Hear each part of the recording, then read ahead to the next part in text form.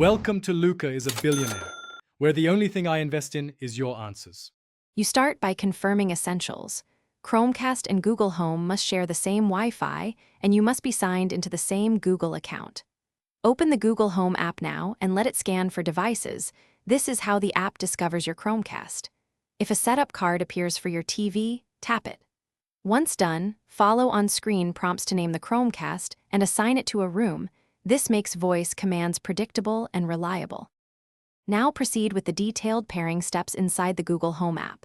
Select Add, then set up device and choose New Devices. The app will search. When your Chromecast shows, pair using the on-screen code or QR. This ensures secure connection. Make sure you assign the device to the appropriate room because voice commands use room context. If updates are offered, install them. Firmware parity avoids later failures and improves casting stability. Finish by linking streaming services and enabling voice control. Open Works with Google and add Netflix, YouTube, or Spotify if needed. Then test a command, say, "Hey Google, play Netflix on living room TV," to confirm both name and room match. If casting fails, reboot the Chromecast and Google Home, then check Wi-Fi and account linkage. That one quick reset solves most issues. If problems persist, rerun setup in the app to refresh credentials and firmware.